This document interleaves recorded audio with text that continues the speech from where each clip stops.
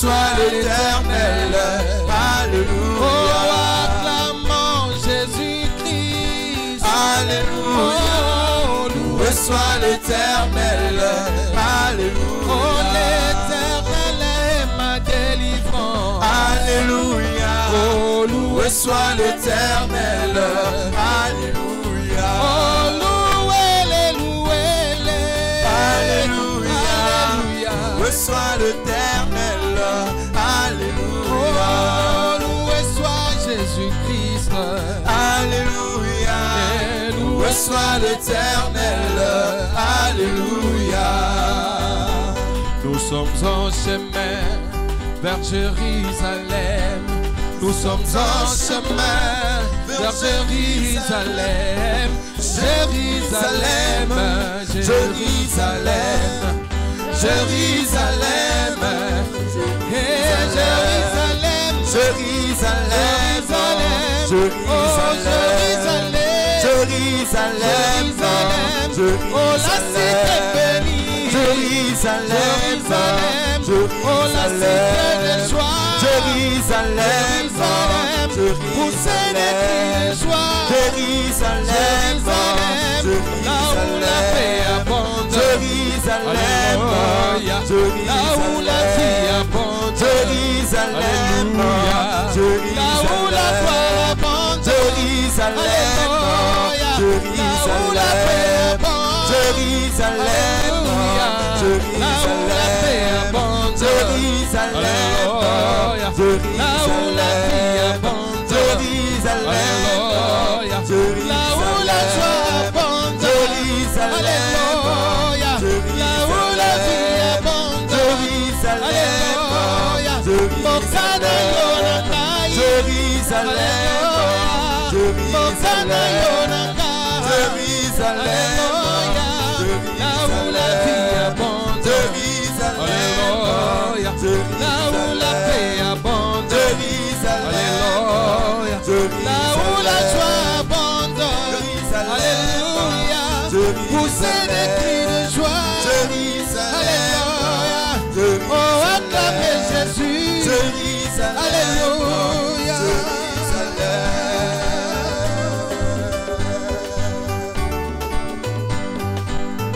Que le Seigneur Jésus vous bénisse. Je vous bénis ce soir au nom du Seigneur Jésus.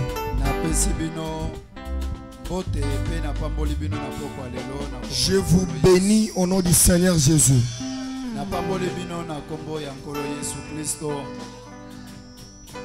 Pendant que nous sommes debout,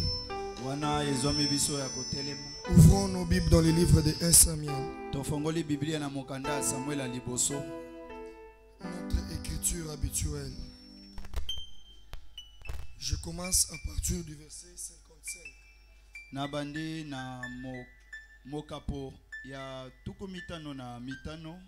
Lorsque Saül avait vu David Tango Saul amonaki David marcher à la rencontre du Philistin, ya tambolaki kokene kokuta na ba Philistia. Il avait dit à Abner, alobaki na Abner, chef de l'armée, mokonzi na mapinga, de qui ce jeune homme est-il fils? yazali mwana ya nani boy? Abner répondit, Abner ayanoli, aussi vrai que ton âme est vivante, ô roi, je l'ignore. oh lolenge mole manu eza na bomoi mokonzi na koyeba te soka za mwana nani. Que le Seigneur ajoute la bénédiction à sa parole. Nzamba bakisali pamboli na litanga liloba. Veuillez vous asseoir. Bo koka kofanda. Que le Seigneur soit béni encore une fois. Nzambe apambolama lisusu. Parce qu'il nous a donné cette occasion de nous réunir encore ce soir. Bien que le diable voulait nous amener à ne plus être là, à nous déranger avec la toux. La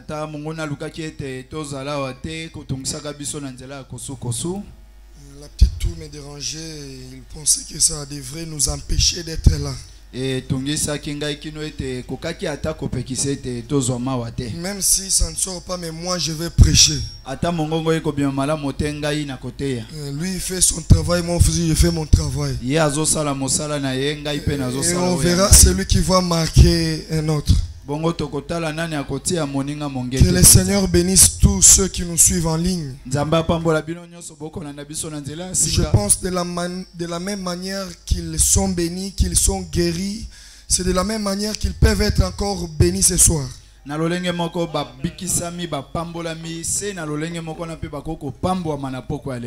le Seigneur bénisse tous les honorables, les instrumentalistes, la technique, que Dieu vous bénisse richement.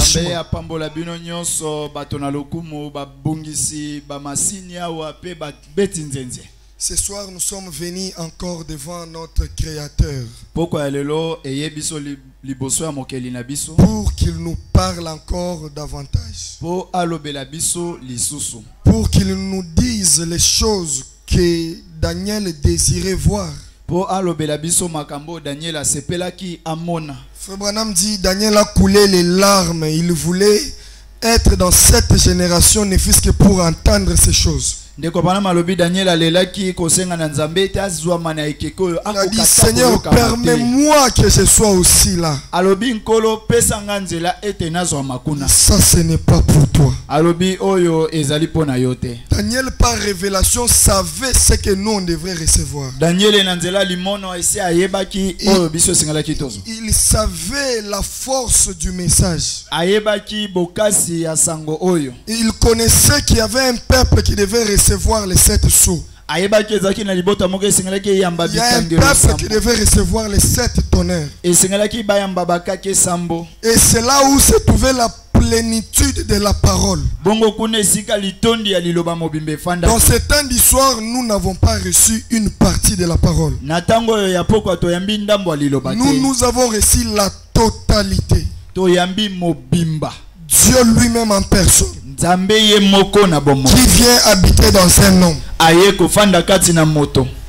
Et ces choses devraient être gardées pour l'ange là. Ça devrait être pour toi mon frère et pour toi ma soeur. Et je pense que tu dois te réjouir, être content d'être là et d'entendre ce message. C'est une grâce d'être là tel que vous êtes en train d'écouter ce message. Frère Branham dit, plus vous écoutez ce message, ce message crée un autre homme intérieur. Juste par le fait de dire Amen. Je sais que ce soir on est disposé à manger.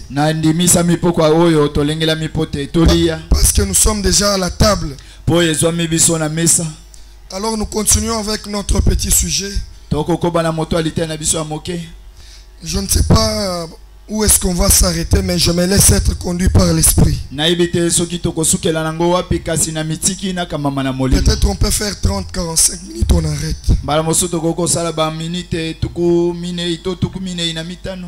Depuis le mercredi, nous étions en train de parler sur un petit sujet que nous avons intitulé « De qui es-tu fils ?» Ceci concerne chaque personne qui est ici en train de me suivre et qui nous suivent en direct. C'est une question que nous devons nous poser, méditer chaque fois quand nous sommes habités dans une difficulté, dans une circonstance. Tu dois te poser cette question: de qui suis-je fils moi?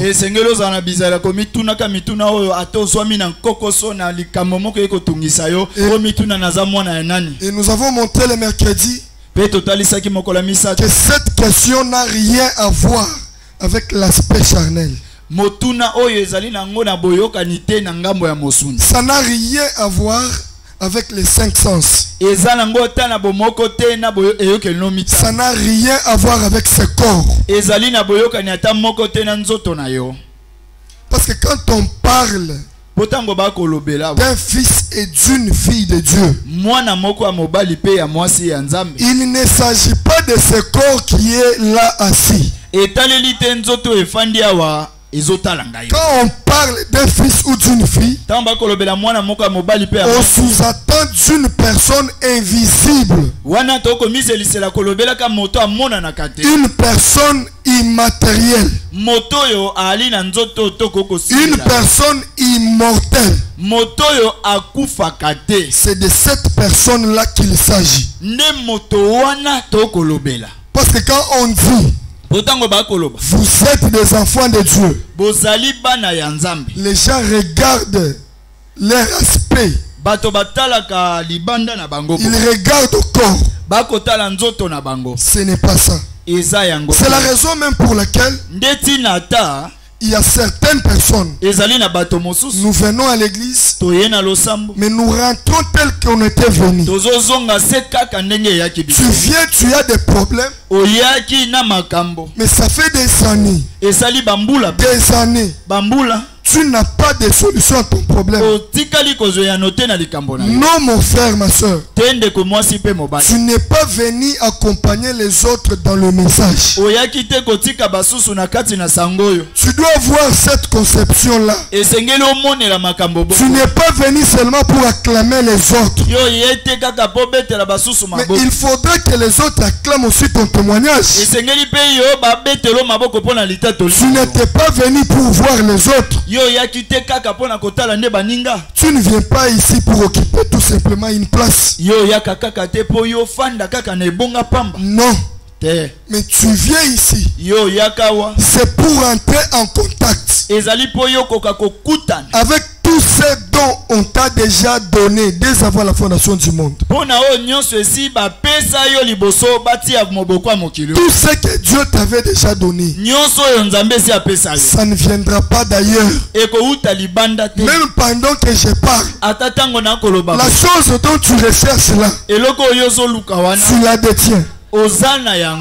Pendant que je suis en train de parler, la solution à ton problème, tu peux ressortir ça là où tu es. Ça ne viendra pas de quelqu'un autre, mais il y a une certaine stratégie. Il y a une voie, un moyen par lequel tu peux toucher ça. C'est de faire semblant, c'est de ne plus voir ce corps, c'est de ne plus regarder ce que tu es là, mais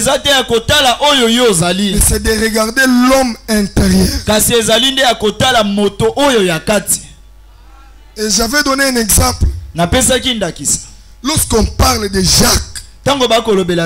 Mais Jacques, ce n'est pas la personne qui porte ces choses ici, non. Ce n'est pas celui-là, Jacques. Jacques, c'est l'homme qui vous parle. Si vous voulez voir Jacques, il est là au micro, celui que vous entendez là. Mais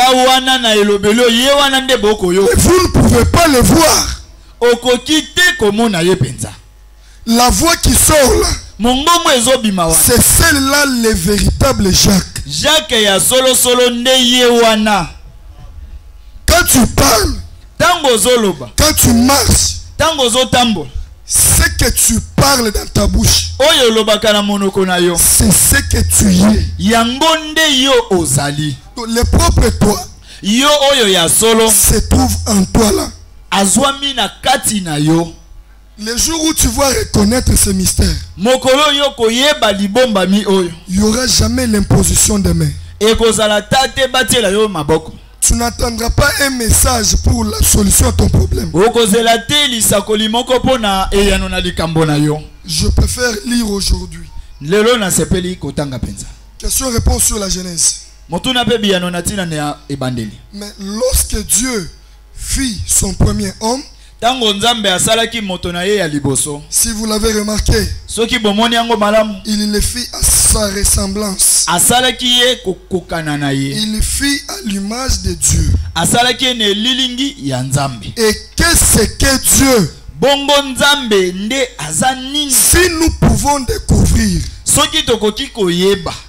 que Dieu oyo nzambe nous pourrons savoir quel genre d'homme il avait fait. nde tokoyeba lolenge ya moto nini oyo akelaki Pour découvrir qui nous sommes. po toyeba banani tozali Pour savoir mpona koyeba ce que Dieu avait créé là. oyo nzambe akelaki kuna Il nous faut d'abord connaître et comprendre qui est Dieu. esengeli nanu toyeba ete nzambe aza nani. Parce que quand on parle de Dieu, Tango bakoloba na ntina na nzambe chaque personne se fait une représentation. moto na moto azwelaka ye na elilingi oyo azomonela Il faut que Frère Branham nous dise esengeli ndeko Branham ende aloba na qui est Dieu. nzambe aza nani. Si tu comprends qui est Dieu, soki ososoli nzambe aza nani tu comprendras qui tu es. nde okososola nani yo ozali.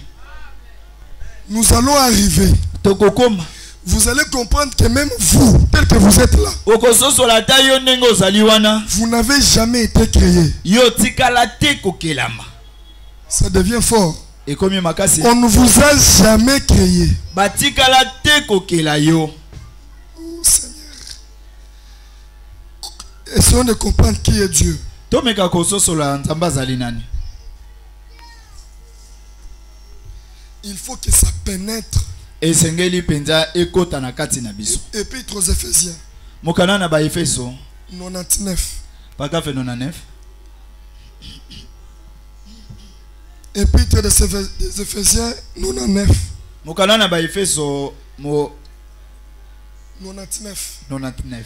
Permettez-moi, bopesanga nzela avant d'aller plus loin, liboso nakende mosika de mingi revenir en arrière. nazonga nanu na nsima Je vais reprendre cela nakozongela yango mercredi. mokolo ya misato. Quand Dieu a fait l'homme, ntango nzambe asali moto avant de faire l'homme, liboso asala moto il s'appelait. Avant de faire l'homme, liboso akela moto Dieu s'appelait nzambe abandaki kobengama El. ye Et là, Elohim. El. Répète seulement ce que je dis. El. El Et là, ela Elohim. Elohim. Ce mot veut dire en hébreu celui qui existe par lui-même.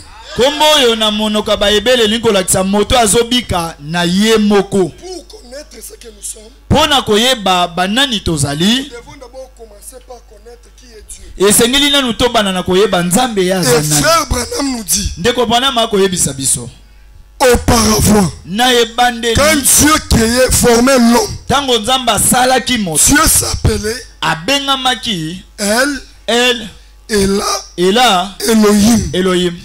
C'est lui qui existe par lui-même. ye oyo azobika na ye moko. C'est lui qui n'a jamais été créé. ye oyo bakela ye te Il s'est créé lui-même. amikela ye moko. Je pense que nous sommes ensemble. na banzi ete toza elongo. C'est lui qui existe par lui-même. oyo azobika na ye moko. Il dit, alobi Elle est là. El ela Elohim, c'est lui ou ce qui veut dire, c'est lui qui se suffit en tout. Elohim elingi kolakisa oyo wana amikokela na nyonso Nous ye sommes en moko. train de connaître qui est Dieu. toza na kati ya koyeba nzambe aza nani. Ne vous en faites pas pour ma voix. Moi, je lis, vous dites Amen. bomitungisa te mpona mongongo ngai nazotanga bino bozolo. Ce n'est pas ma voix qui compte. eza mongongo te nde eza na ntina mingi. Il dit, ce qui veut dire, c'est lui qui se suffit en tout. oyo elingi kolakisa ete ye amikokela na nyonso Et qui peut tout. mpe akoki na nyonso. Le tout-puissant. oyo ya nguya nyonso C'est lui qui existe par lui-même. oyo azobika na ye moko. Dieu, quand il t'a créé, nzambe ntango abandaki quand kokela il yo formait l'homme, ntango asali moto il était El. azalaki El Et là, ela Elohim. Elohim.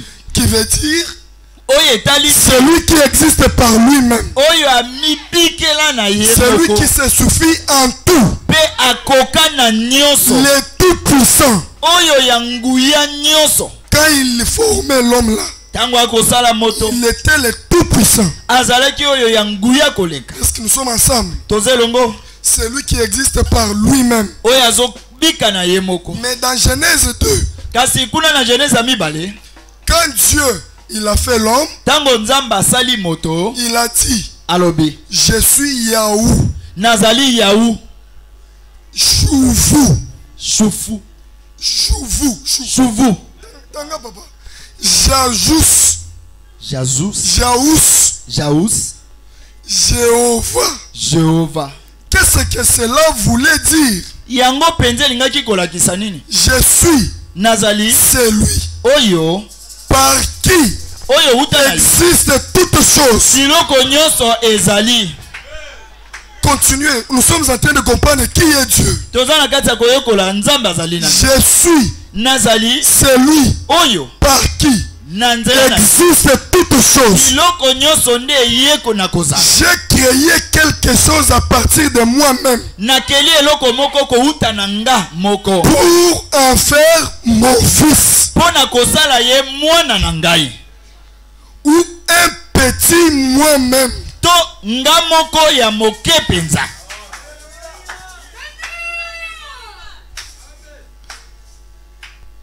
Temporaire na ya motango monté ou un amateur. to ya moke Gloire. oh nkembo. Pourquoi? Pona nini Il a donné à l'homme. apesi na moto.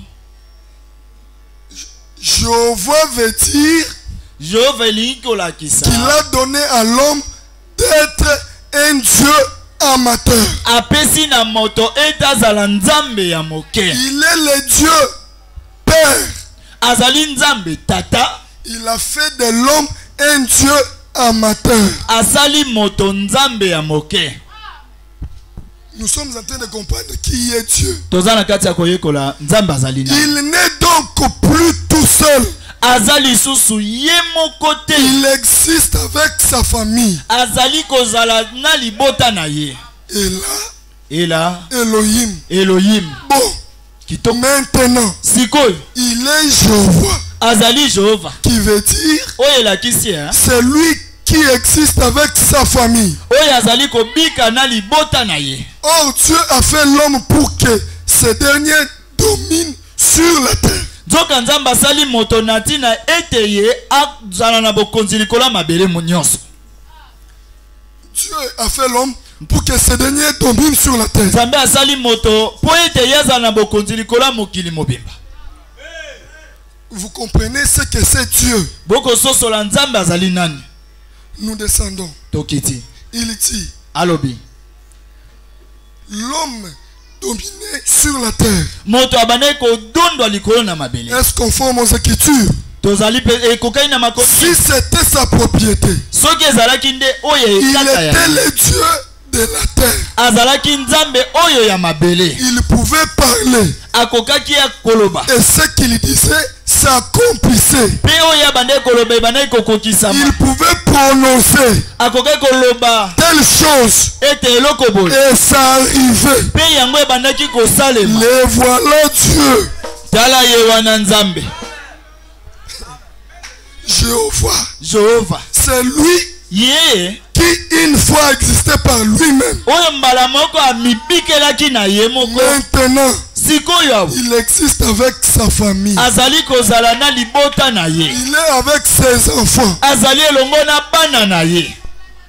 Je crois que vous comprenez ce que c'est Dieu. na bati bokososola nzambe azali nini. Que ceci entre en nous. oyoyo ekota kati na biso. Le problème aujourd'hui que nous traversons, ce n'est pas un problème de Dieu. likambo tokolekelaka nango lelo ezali ngambo ya nzambe te. Toute souffrance que nous avons aujourd'hui, ce n'est pas un problème de Dieu. bapasi nyonso toyali nango ezali te kozongela mokumba na nzambe. C'est un problème de nous-mêmes. ezali mokumba na biso Parce que moko. nous ne réalisons pas qui nous sommes. po tokokoma te na kososola tozali nde banani. Frère Branham dit, ndeko Branham alobi Dieu, nzambe quand il nous a créés, tango akeli biso c'est pour être des dieux amateurs. po ete tozala banzambe ya mike. Et tel que tu es là, ndenge ozali wana tu es un Dieu amateur. ozali nzambe moko ya moke. Tu peux parler, okoki mpe koloba la chose arrive. likambo mpe ekomi. Tu peux prononcer la parole okoki koloba liloba et la chose arrive. mpe likambo yango esalami. Ce n'est pas un problème de tonner. Avoir une grosse voix. Mais c'est le problème de l'intérieur. Celui qui parle, il est invisible. Il ne se voit pas. Le propre toi ne mourra jamais. Là je m'adresse aux fils et aux filles de Dieu. Laissez-moi lire. Écoutez ce que Frère Branham dit. Oh Seigneur, merci. Nous devons comprendre qui nous sommes. Qui nous sommes. Semence du serpent. 82. Paragraphe 82. Je vais vous demander de qui il est question. Il a dit, où étais-tu quand j'ai fondé la terre? C'est quand Job se posait des questions sur ce qu'il traversait, sur la souffrance qu'il avait. Job a commencé à se lamenter. Job a commencé à s'inquiéter. Dieu lui dit, je vais te poser une question. Où étais-tu quand j'ai fondé la terre? Quand les étoiles du matin chantaient ensemble et que les fils de Dieu poussaient des cris de joie, où étaient ces fils de Dieu qui poussaient des cris de joie? Jésus leur a dit, je me réjouissais avec vous avant la fondation du monde. Et Job s'est tué. Dieu dit à Job, même quand tu t'inquiètes là, même quand tu te poses des questions, laisse-moi te dire, quand moi j'ai créé, lorsque les étoiles du matin chantaient, lorsqu'on poussait, les fils de Dieu poussaient des cris de joie, où étais-tu? Job a manqué la réponse. Mais Dieu dit, tu étais avec moi, Job. Tu étais avec moi avant la fondation du monde. Mais quand Dieu créait, il était seul. Alors Job était où? Quand Dieu créait, il était seul. Mais laissez-moi vous dire, quand Dieu créait, tu étais avec lui. Quand il créait, tu étais avec lui. Que la lumière soit. Lui et toi, ce sont eux qui prononçaient cette parole. Que la lumière soit. Toi aussi tu avais prononcé cette parole. C'est le prophète qui l'a dit. Pénétrez ces choses. Faites semblant avant mais pénétrez ces choses. La Bible dit, Job a fermé sa bouche. Il n'a rien dit. Frère Branham dit, écoutez, Seigneur merci. Laissez-moi continuer. Il dit, nous ne sommes pas des créatures. Nous ne sommes pas les créatures du temps. Nous sommes les créatures de l'éternité. L'éternité n'a ni commencement ni fin. Tel que nous sommes là, nous n'avons ni commencement ni fin. Tel que tu es là, tu n'as pas ni commencement ni fin. Tu es une créature de l'éternité.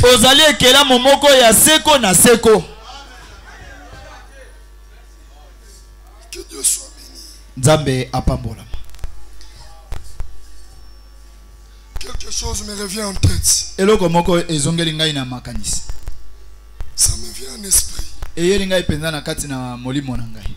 Frère Branham dit, Ndeko bana malobi. quand on parle d'un enfant de Dieu, Tango bazali kolobela na tina ya mwana Nzambe. ou quand on parle de Branham, To tango ba kolobela Branham. Branham ce n'est pas ce corps. Branham ezali nzoto oyo te. Ce n'est pas ça Branham. Yango te nde Branham. C'est là que beaucoup de gens se trompent aujourd'hui. Nde esika bato mingi bamikosaka lelo. Le Messie, Masia. c'est quoi ça? Oyo eza nini? Le Messie 38. Paragraphe 38. C'est quoi ça? Continuons. Tokoba. Avez-vous déjà pensé cela? Esila bino kokanisa yango. Laissez-moi juste vous demander Botika ngai kaka na quelque chose. eloko moko. Regardez-moi Botala ngai. une minute. Ngonga moko kaka. Voici ma main. Botala loboko na ngai. Voici mon doigt. Botala mosapi na Voici ngai. mon oreille. Botala litoi na ngai. Voici mon nez. Botala zolo na ngai. Mais qui suis-je? Nde nani nazali? Frère Branham dit, Ndeko bana malobi. ce n'est pas moi. Oyo nyonso oyo ezali ngai C'est te. quelque chose qui m'appartient. Kasi ezali biloko moko ezande yanga. Voyez-vous? Bomoni yango. Voici ma Botala main. loboko na ngai. Mais qui suis-je? Ngai nde nazali Moi nani? qui possède cette main. Ngai oyo nde naza kono Ceci lokoko. n'est qu'une maison dans laquelle j'habite. Oyo eza kaka ndako moko na kati nango na fandi. Il dit, Alobi. eh bien, Malamu. il doit y avoir quelque chose là-dedans. Esengeli za neloko moko kuna na kati. Appelez-moi. Oyo ebengami nde Le ngai. moi doit être quelque part. Ngai wana esengeli azala esika Car moko. ceci est à moi. Po oyo ezali nde yanga. Voyez-vous? Bomoni yango. Le moi, Ngai wana c'est quelqu'un. nde eza moto moko. Car je possède quelque chose. Po nazali mokonzi ya eloko J'ai une moko. main. Naza na loboko Elle moko. est à moi. Eza nde po na nga. Bien. Iyo. Qui est ce moi? Bongo ngai yango wana nde À qui nani. cela appartient? Ezali nde na bokama C'est na nani. votre esprit. Eza nde molimo na yo. Nous sommes en train de connaître qui nous sommes. Toza na kati ya koyeba banani biso tozali. Désormais, Kobanda lelo. nous devons Esengeli oublier. kobosana. Quand on dit que tu es un enfant de Dieu, Tango balobi ozali mwana Nzambe. ce n'est pas ça. Ezali nzoto oyo. C'est l'homme intérieur. Eza nde moto oyo ya kati. Et frère Branham dit, Ndeko bana nous malobi. sommes une créature de l'éternité. Tozali ekelamu moko ya C'est-à-dire quoi? elakisi nini? Nous n'avons ni commencement ni fin. Tozali na ebandeli te pe suka te. Et nous n'avons jamais été créés. Biso tokelama te. Les arbres ont été créés. Banzete ekelama. Les animaux, Banyama les bakelama. poissons. Bambisi. Mais toi et moi, Kasi yo na ngai. quand lui créait, Tango ya bana ekoke. nous étions avec lui. Tozalaki elongo na ye. Nous étions en lui. Tozalaki kati na ye. Tel que tu es là, Ndenge ozali peu wana. importe ton âge, Ata mbulu peu ozali nango. importe ce que tu traverses, Ata oyo ozolekela tu nango. étais avec Dieu. Tozalaki elongo na Nzambe. Donc, tu es sorti de Dieu. Yo bimi nde uta na Nzambe. Tel que tu es là, tu es sorti de Dieu. Ndenge oza wana yo bimaki uta na Nzambe. Et Dieu t'a créé pour être un Dieu amateur. Nzambe akela yo po ozala Nzambe moko ya moko. Pour dominer sur la terre. Po yo ozala na bokonzi na mabele On doit oyo. dominer Kozwa bokonzi en esprit. na molimo na Quand yo. tu réalises qui tu es, Tango yo ye kososola nani yo ozali. ceci entrera en toi automatiquement. Oyo yo ekoyingela mbala moko kati. Cette puissance t'amènera à créer des choses. Nguya wana ekomema yo yokela biloko. Cette autorité, tu vas l'expérimenter. Bokonzi oyo yo kobikela yango. Quand tu vas penser à ce que tu es. Tango yo kokanisa na nani yo oza. Même si tu es en route, Ata ozomi na kati na à kela. l'école au marché, Na zando.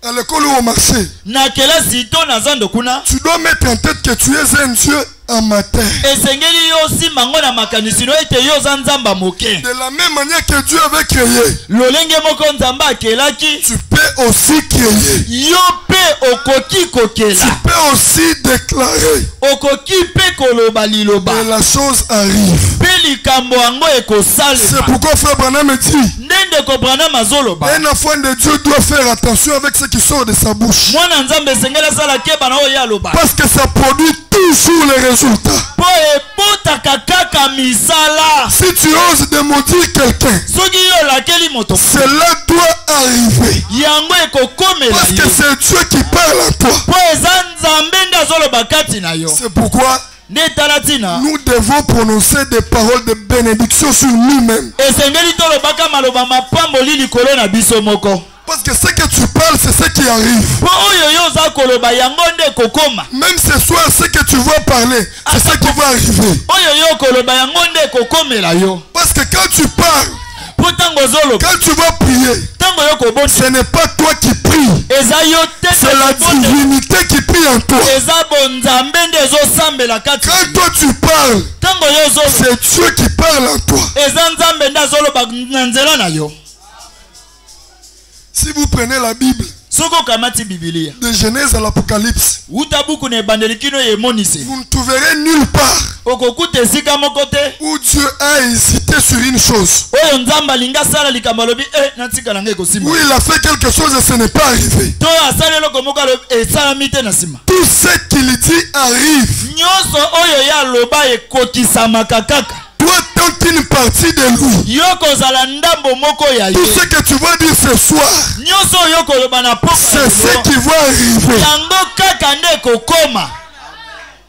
Un enfant de Dieu doit être toujours joyeux. Mwana na nzambe esengeli kaka zala. Dieu ne peut pas être triste. Nzambe koki ozala na mawa. Ce soir, Pourquoi oyo? réalise que Sila koyeba. tu es une partie de l'éternité. Ozali ndambo moko ya seko na Tu seko. es une créature de l'éternité. Ozali ekelamo moko ya Tu seko n'es na pas une seko. créature du temps. Ozali ekelamo ya ntango Tu te. n'as pas un début et une fin. Ozali na ebandeli te pe ozangi Même suka. quand on parle de Jésus, Ata ntango bakoloba na ntina na Frère Yesu. Branham dit Jésus a un début et une fin. Ndeko Branham alobi Yesu azalaki na ebandeli pe suka. Le Jésus de Marie, Yesu abotamaki na le likama corps qui enveloppait Dieu, nzoto efinika. il a un début et une fin. ezalaki na ebandeli pe suka Il na a yango. été né, Esi il est ebotama mort un jour. pe ekufaki mokolo. Mais celui que nous adorons, Kasi oyo biso c'est tokokufa le Seigneur Jésus-Christ. ezali nkolo Yesu Lui Kristo. qui n'a ni commencement ni fin. Ye azali na ebandeli te Lui, suka le te. grand Melchisedec. Ye Melkisedeki ya monene. Si lui, il est Melchisedec, Soki ye azali Melkisedeki, toi aussi tu es Melchisedec. ye pe ozali Tu Melkisedeki. n'as ni commencement ni fin. Ozanga ebandeli pe ozanga suka. Ta pensée, c'est Dieu lui-même. Makanisi na yo eza nzambe ye moko. Quand tu parles, c'est Dieu lui-même. Ntango ozoloba eza nzambe ye moko. Quand tu marches, c'est Dieu lui-même. Ntango ozotambola eza nzambe nde azotambola. Tu es un Dieu pour ta famille, Ozali nzambe mpo na libota pour na yo, tes amis, mpo na baninga na pour yo, tes collègues. mpo na baninga na yo akelasi ya mosala. Reconnais ça. Sila koyeba Et yango. cela sera une réalité. Bongo yango ekokomela yo nde bosolo. Ça va arriver. Ekokoma penza. Quand on presse là, Ntango bakote yawo. on ne presse pas cette maison ici. Non. Bakote ya nzoto oyo te. Cette maison un jour ça va être étalé à la morgue.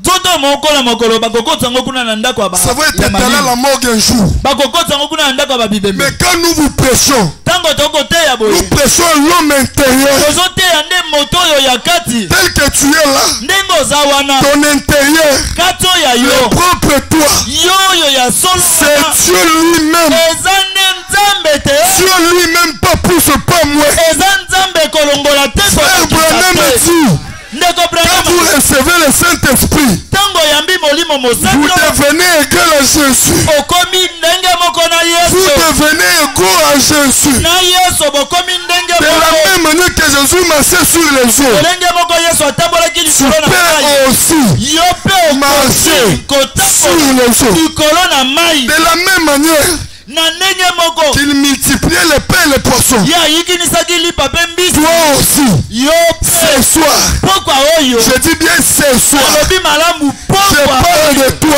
Tu peux multiplier ton capital. Tu peux multiplier ta finance. Tu peux créer ton travail. Tu peux créer une onction sur toi. Je parle ce soir ici même. Est-ce que tu es égaux à Jésus?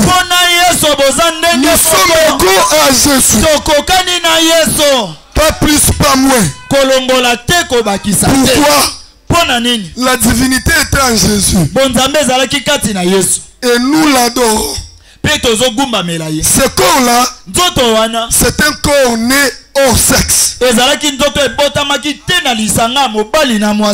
Mais toi et moi, ce corps-ci, nous savons comment il est venu. Mais si nous comptons sur ce corps, pour commencer c'est un échec. Pour commencer ce corps c'est un péché. Pour commencer ce corps ne vaut rien. Pour commencer le diable ne fuit même pas ce corps. Le diable ne crée pas ce corps. Mais le diable crée la divinité. La colonne de feu qui est en vous. Vous avez la colonne de feu en vous là. Et quand tu veux parler, crois fermement. Fermement. Que c'est Dieu qui parle.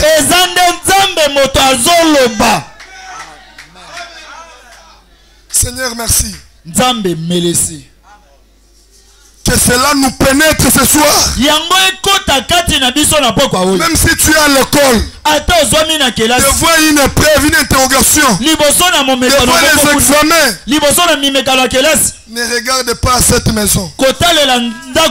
Désormais, l'ange est là. Que chacun cite son nom. Lorsqu'on parle de toi, ce n'est pas celui-là qui frotte la lotion. Ce n'est pas celui-là que tu embellis. Ce n'est pas celui-là que tu habilles les habits. Quand on prêche la parole, on prêche à l'homme intérieur. C'est l'homme intérieur qui influence l'homme extérieur. C'est pourquoi vous allez voir les femmes qui portent le pantalon. C'est parce que là, à l'intérieur, il n'y a rien. Mais toi et moi, à l'intérieur de nous, il y a un homme. Et cet homme s'appelle le Jéhovah. Elohim. Celui qui existe par lui-même. Celui qui créait.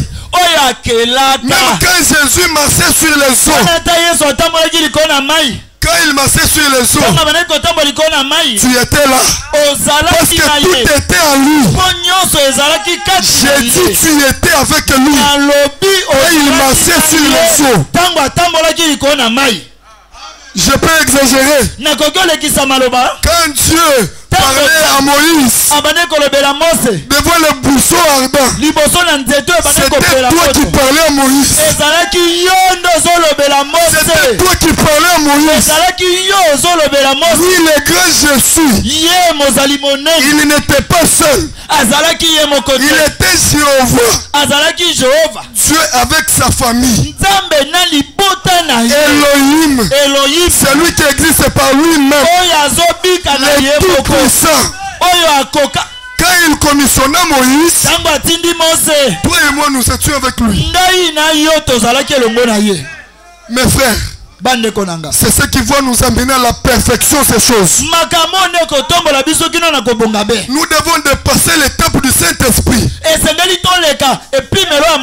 Nous devons être perfectionnés.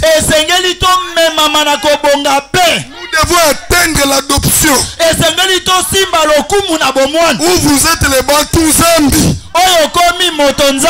Quand tu es devant une circonstance, tu fais confiance à l'homme intérieur. Quand tu es devant une maladie, tu fais confiance à l'homme intérieur.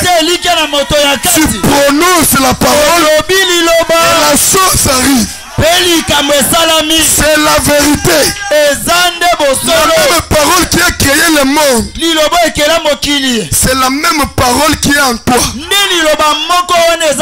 même parole qui a créé le monde de l'existence. Qui a créé les étoiles, les cieux et la terre. Cette parole-là, c'est ça toi. De qui es-tu fils? De qui es-tu fille?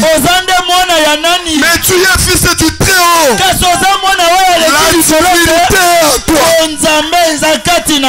C'est lui qui a créé la terre. C'est celui qui dit Amen là.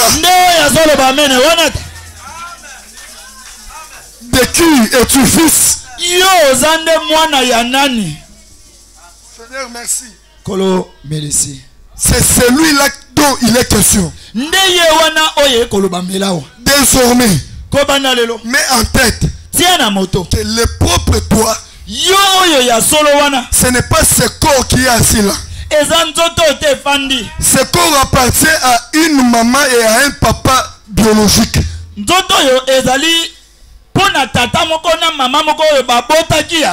Mais le propre toi n'appartient pas à ces parents-là. N'appartient pas à papa et maman. Le propre toi appartient à un homme. C'est lui qui pouvait dire: j'ai le droit de donner ma vie et de la retirer. C'est lui qui pouvait dire: je suis capable de reconstruire cette maison dans 3 jours. Et il parlait de son corps. Seigneur, merci. De la même manière qu'il est ressuscité de la tombe. Et celui qui est ressuscité là, celui qu'on avait bloqué à la tombe, c'est ça le propre toi. C'est ça le propre toi. Écoutez, si le mot chrétien était un fait hasard, ça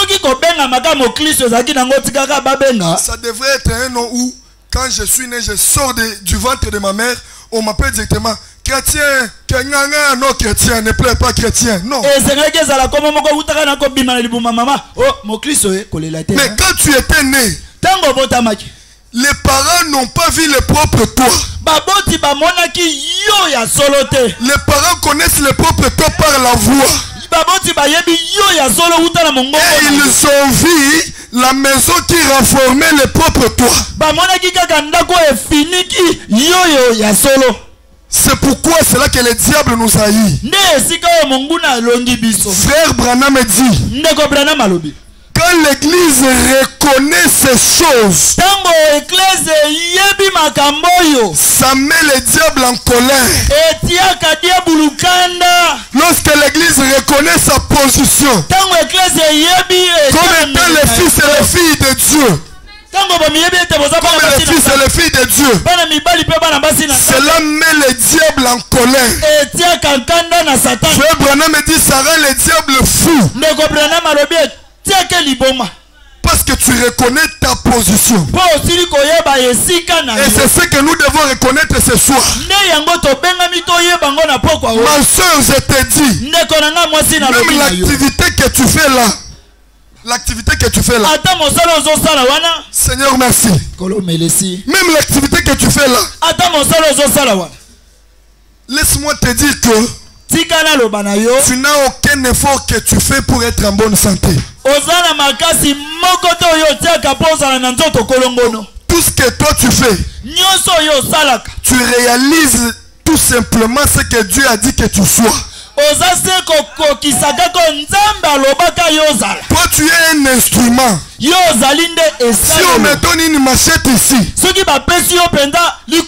on met une machette par terre, vous n'aurez pas peur, n'est-ce pas? Mais qu'il y ait une personne ici gosto, ou que moi-même je prenne cette machette là, que je me tienne devant vous, vous aurez peur. Est-ce qu'on est ensemble? La machette fait peur. Parce qu'il y a un homme qui la tient. Est-ce que nous sommes ensemble? Les torchons seuls ne peuvent pas torchonner. Il faut qu'il y ait quelqu'un qui doit prendre les torchons et torchonner. Qu'est-ce que je vais dire? Dans tout ce que nous avons où nous sommes, même le fait que tu as quitté la maison vers ici ce soir, ce n'est pas par tes efforts, c'est Dieu qui est en toi là, c'est celui qui t'a amené ici. Tu n'as aucun effort que tu fais. Tu n'as aucun effort que tu fais. Oh, aide-toi, le ciel t'aidera. Que Dieu vous bénisse. Vous avez intercédé pour moi, ma voix s'ouvre. Je vais prêcher. Oh, aide-toi, le ciel t'aidera. Frère Branham me dit c'est un adage impie. Nous ne pouvons pas nous aider nous. C'est Dieu qui nous aide. Et c'est Dieu là est en vous. C'est lui qui fait ce que tu te laves. Quand tu dors, que tu te réveilles. Quand tu tombes malade, après un moment tu es guéri. C'est lui. Vous savez, tu es ce bâton qui avait fendu la main rouge. Oh, ça devient fort. Tu es ce bateau-là qui avait fendu la mer rouge. Frère Branham me dit, les bâtons dans la main de Moïse représentent le nom de Jésus dans l'église. Et l'église, ce n'est pas cet hangar. L'église, c'est toi, c'est toi. En d'autres termes, en toi, il y a le bâton d'Aaron. La main rouge peut donner un chemin maintenant. La situation qui est devant toi peut disparaître. Le chemin de ton mariage peut s'ouvrir maintenant. Tends tout simplement le bâton sur la mer. Tends tout simplement. Il y aura un boulevard. Je vous dis la vérité. Croyons ces choses, c'est ça le message. Dans le message, selon moi, on ne pouvait même pas y avoir les gens pauvres dans le message. Il ne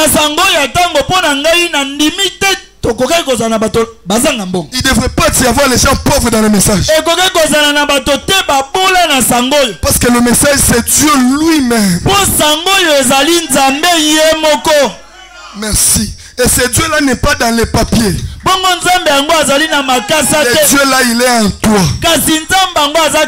Et voilà pourquoi tu dis amen à la parole. Dans le message, nous, on devait être des multimillionnaires.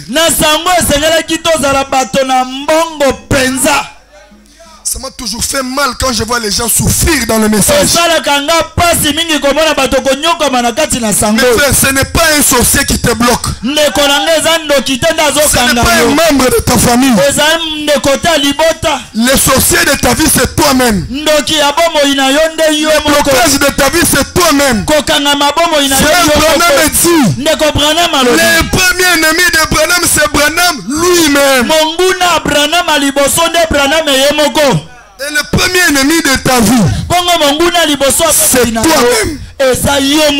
Parce que tu ne reconnais pas ce que tu es. Reconnais ce que tu es. Même quand tu marches dans la vallée de l'ombre de la mort. Même quand tu es allé sur l'hôpital. Même quand tu es à l'agonie, dites Dieu est là. Non, jamais tout seul. Non, jamais tout seul. Dieu est là. Je vous dis, tu es là. Même si tu es la nuit seule, ne pense pas que tu es seul. Il y a les anges autour de toi. Il y a une armée céleste autour de toi. C'est pourquoi moi, je vous parle de moi. Moi, je n'ai pas peur d'aller au cimetière la nuit. Jamais. Je dis jamais. Au cimetière, il n'y a aucun démon qui peut me faire peur. Je dis aucun démon. Parce que c'est lui qui ramena Lazare et la vie. C'est lui qui est à moi maintenant. Et je suis capable même de donner la vie là où il y a la mort. Je parle de toi. Peu importe ton âge, que tu sois majeur ou mineur ou vieux, tel que tu es là, frère Branham dit, un enfant de Dieu, il ne peut pas certer sans que le ciel soit alerté. Un enfant de Dieu ne peut pas certer dans une pierre. Certer, verbe RT. Vous les lingalaphones, aidez-lui, oui. Tout avancé, papa. Merci. Que Dieu vous bénisse. Un enfant de Dieu ne peut pas tomber, ne peut pas trébucher sans que le ciel soit alerté.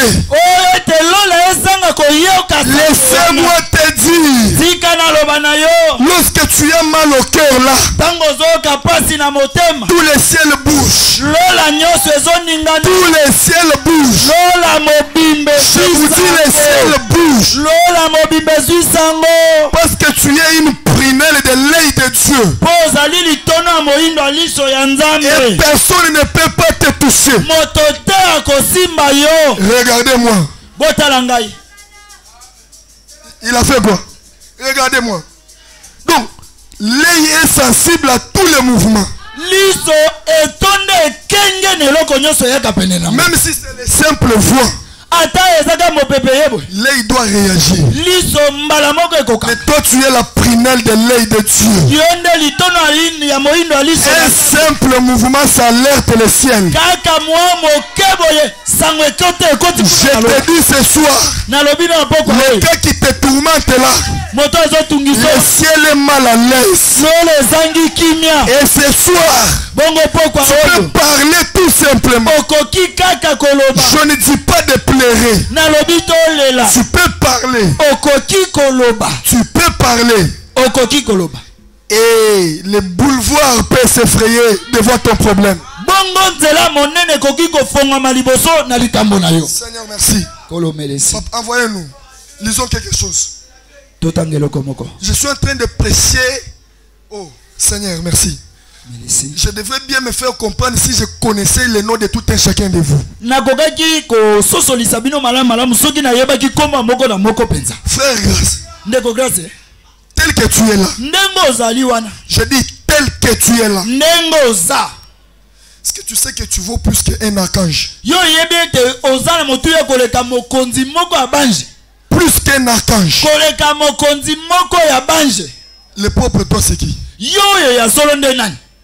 Parce que quand on dit au frère Grâce, les gens regardent ça. Désormais, enterrer cette conception-là. Enterre ça.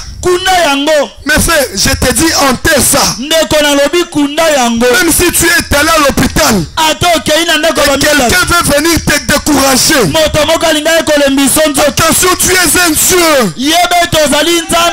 Même si tu es dans un quartier où tout le monde est sorcier, où tu es entouré de magiciens, de christiens, ta présence peut disparaître. Je parle de toi. Ne regarde pas ce que tu es. Ne regarde pas ta faiblesse. De qui es-tu fille? Quand tu arrives à te lamenter, pense un peu à ce qu'est Dieu. Si lui il est le tout puissant, Quand tu te lamentes, sache que tu es le Tout-Puissant. Et le Tout-Puissant ne se lamente jamais. Le Messie. Écoutez. Non, j'ai déjà lu ça. C'est ça? Ce n'est pas ça. Nous sommes les enfants du Très-Haut. Le Fils du Tout-Puissant. Donc, retenons que tel que nous sommes là, nous n'avons jamais été créés. Parce que ce qui a été créé a un début et une fin. Donc toi là tu es immortel. Tel que tu es là tu es immatériel.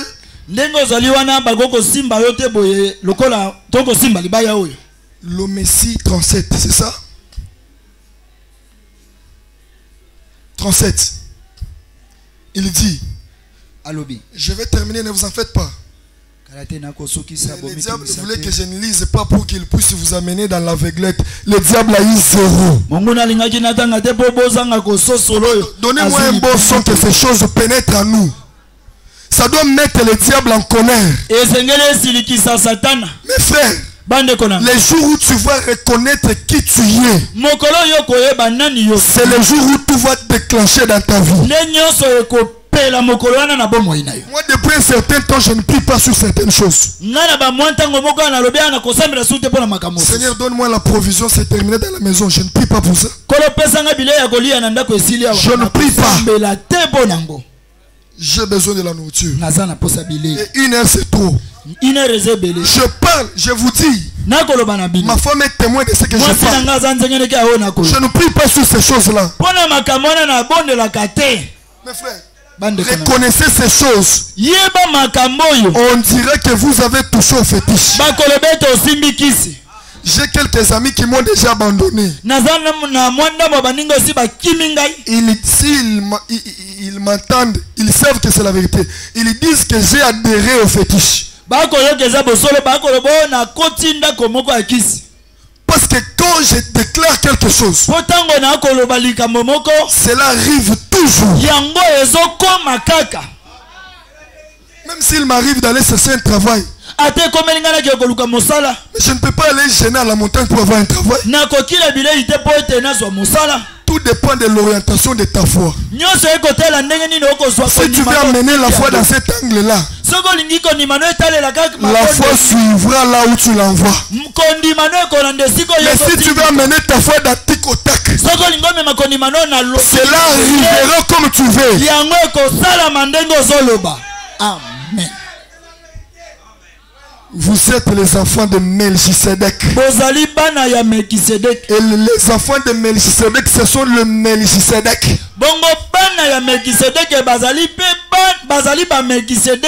L'aigle, il dit quoi? Qualité de Messie. L'aigle aussi possède cela. La qualité du Messie. Frère Branham dit, le Seigneur Jésus-Christ est notre Messie. Et Messie veut dire loin. Il dit la qualité du Messie. L'aigle aussi possède cette qualité-là. Nous le savons. Maintenant, nous disons que dans l'homme, avant de laisser ce sujet, l'homme qu'est-il? On pose la question. Que chacun se pose cette question. Je suis qui? Désormais, il faut que tu demandes à Dieu, Seigneur, pardonnez-moi, je ne vais pas encore commencer à m'inquiéter, ni à me lamenter. Qui par ses inquiétudes peut amener même un coup d'œil à la durée de sa vie? Qui? La Bible déclare, tenez-vous tranquille.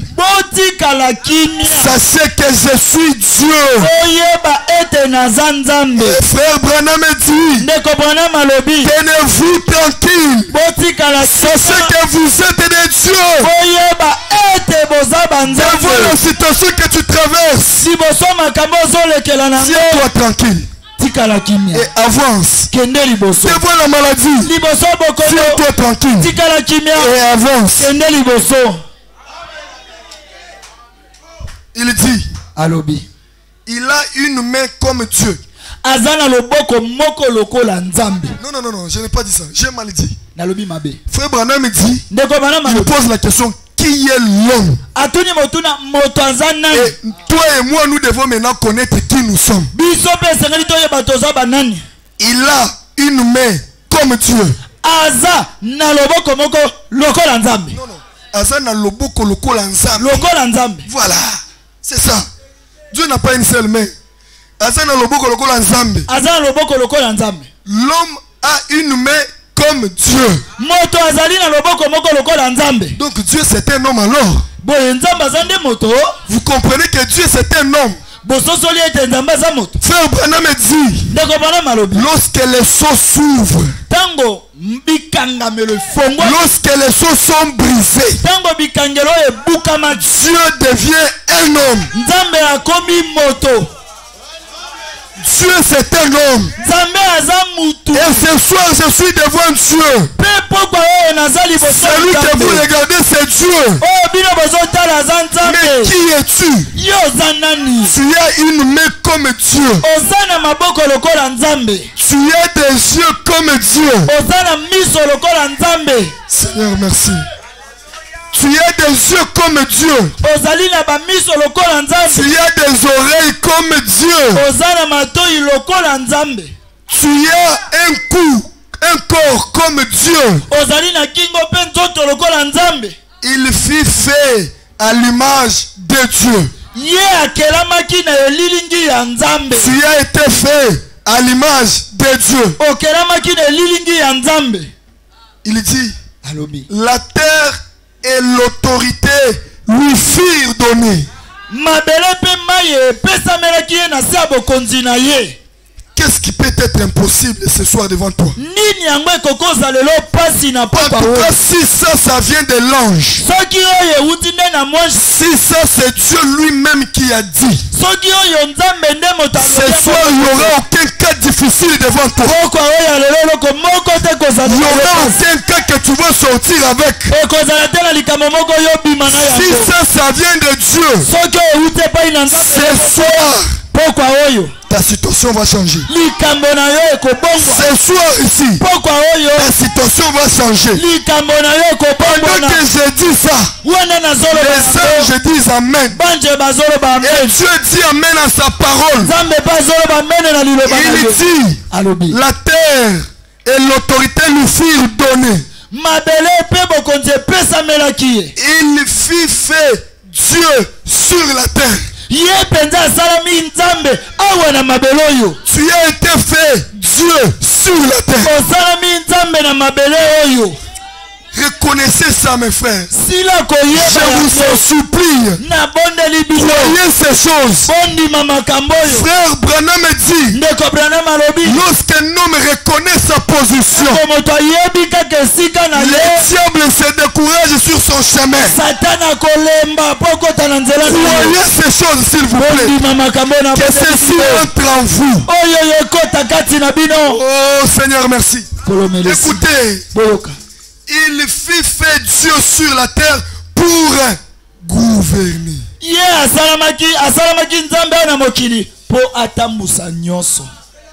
Non, pour gouverner une partie. Il a été fait Dieu pour gouverner. Tel que tu es là, tu peux faire déménager tous les sorciers dans ton quartier. Dans la parcelle où tu es. Si tu crois ces choses, tous les démons vont déménager. Les sorciers vont déménager. La pauvreté va quitter ta vie. Je vous dis la vérité. Tu as été créé pour dominer. Un petit Dieu qui gouverne l'univers. Tout. Ça fait du bien. Ezo sala malamu. Tout. Nyonso. Frère Branham n'a pas dit une partie. Donc Branham alobi ndambo te. Est-ce qu'ensemble on peut dire tout? Elongo tokoko loba tout. Non, disons tout. Dans tout là. Na nyonso wana. J'ai dit dans tout là. Na lobi na nyonso. Place maintenant ton problème. Kamata likambo ezo tungiso tanga ngo kombo. En tout cas ce soir. Pourquoi oyo? Je ne parle pas de demain. Parce que pendant que je prêche ça, quelque chose se passe déjà à ton sujet. Tu ne sais pas le travail que Michael et Gabriel font maintenant à ton sujet. Reconnais ta position. Un jour tu vas arrêter même la pluie. Il dit, mais la terre fut donnée à l'homme pour qu'il la gouverne.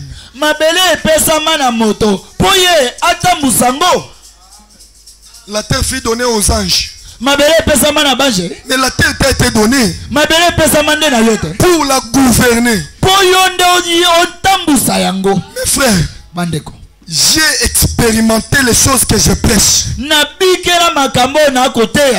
quand je n'ai pas expérimenté quelque chose, je ne la prêche pas. Les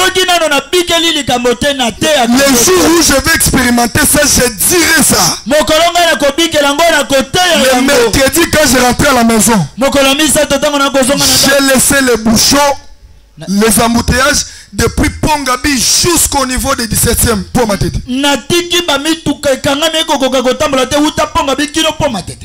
J'arrive à la maison, je n'ai même pas fait 5 minutes. J'ai dit, Seigneur, à mon retour, je ne vais pas voir les embouteillages. Je sors déjà au niveau des Pomatete. Je n'ai trouvé presque pas les véhicules. Et j'ai fait 5 minutes de Pomatete jusqu'ici. J'ai dit ça c'est Dieu. Ça m'a étonné. J'étais au volant, j'ai senti une onction me saisir. J'ai dit mais ça c'est Dieu. C'est pour te dire une chose. Quand tu prononces une parole, toi-même reste attaché à ça. Crois ça fermement. L'accomplissement c'est Dieu lui-même. Tu as été créé pour gouverner. Et ce soir, même si tu veux être le gouverneur de cette ville, tu peux le devenir. À Colosie, le gouverneur c'est une fille. À Colosie, le gouverneur c'est une femme. Fifi Masuka. Mais toi tu es plus qu'elle. Tu as été créé pour gouverner. De qui es-tu fils? De qui es-tu fille? Mais pourquoi tu te lamentes? Reconnais ta position. Comprends qui tu es. Tu es un Jéhovah tel que tu es là. Tu es Elohim.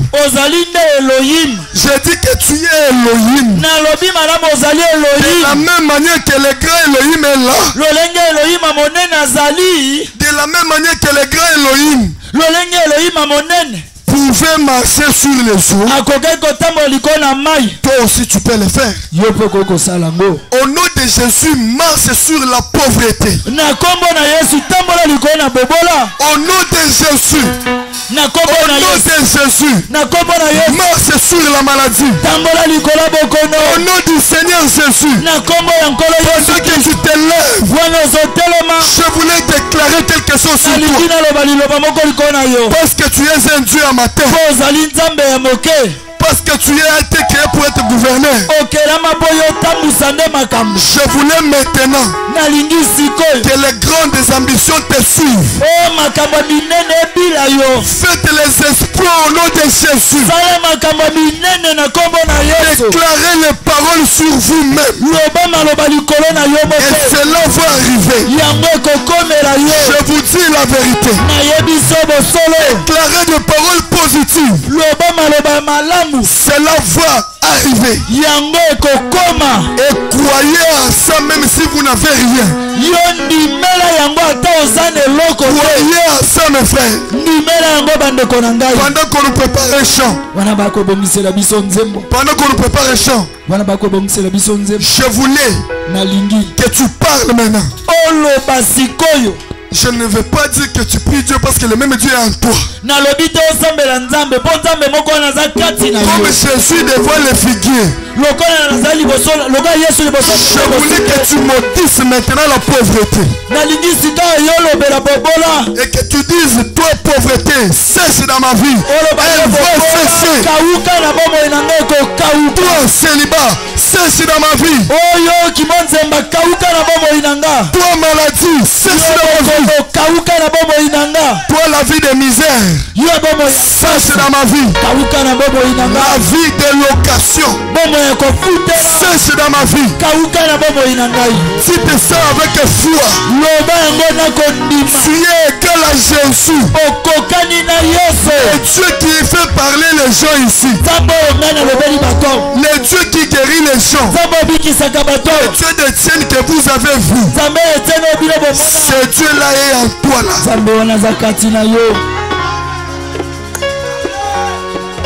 Tu peux être un grand patron de ta famille. À partir de maintenant, tu seras numéro 1 dans ta famille. Je dis tu seras numéro 1 dans ta famille. Si dans ta famille personne, si personne n'a jamais acheté un véhicule, reçois les jets privés. Reçois des jets privés. Reçois des voitures. Si dans ta famille, personne n'a jamais construit les tâches, au nom du Seigneur Jésus, le Dieu que je ressens maintenant, construis les étages, achète des parcelles, achète des parcelles, construis les étages, progresse. Voix de la voix. Si dans ta famille,